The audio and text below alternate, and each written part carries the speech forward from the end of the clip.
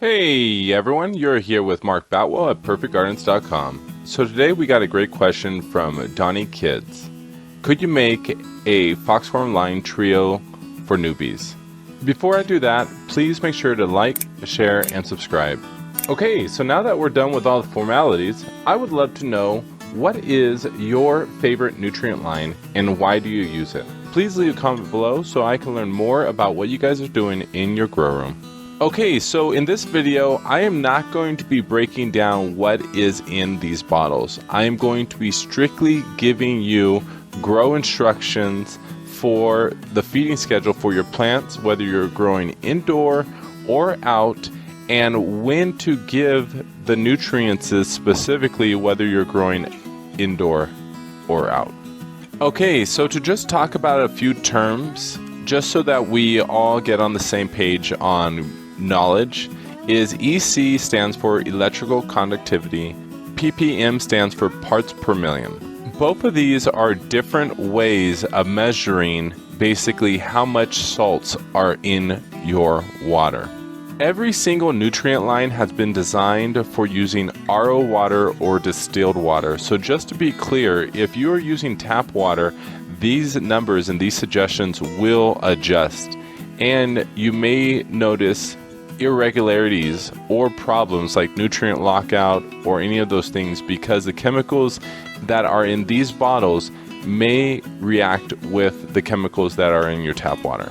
Last but not least is your conversions. The most important one to remember is your 1 teaspoon equals 5 mLs or 1/3 of a tablespoon. 3 teaspoons equals 15 mLs or 1 tablespoon. These two are the most important for measuring out your nutrients. Okay, so as you can see how I've set it up, you have Big Bloom, Grow Big, Tiger Bloom, Flower Kiss, Boomerang, KANGAROOTS, MICROBE, Wally MACKERAL, KELP Me, KELP You, and BEMBE. Last but not least, you have your Open Sesame, BEASTIE, BLOOMZ, and CHING. Make sure to stay to the end of the video for additional tips and tricks with this nutrient line so you can max out your ROI and be able to assist your plants on helping them reach their full potential this growing season. Okay, so let's get started. So when you're going by the Foxfarm feeding schedule, you can see seedlings and clones. Right here, they're telling you their flower cycle, 18 hours on, 6 off, and you have the recommended EC measurements between 0.6 to 0.8, and your parts per million should be between 420 to 560. You'll be adding 6 tablespoons per gallon of Big Bloom. If you are using their additives, you'll be adding 1 teaspoon of Boomerang and a 1/2 teaspoon of the Holy Mackerel per gallon. Okay, for your seedlings and cuttings, from right when you get them into the ground all the way through the first week, your feed schedule will stay the same. Your EC range will be between 0.6 to 0.8, and your parts per million is going to be between 420 and 560. Your Big Bloom, so this one right here, you'll be adding in 6 teaspoons per gallon. If you're adding the additives, you'll be also using Boomerang and Holy Mackerel. Boomerang will be at the rate of 1 teaspoon per gallon, and Holy Mackerel will be at a 1/2 teaspoon per gallon. And just like they say right here, you can feed up to twice a week.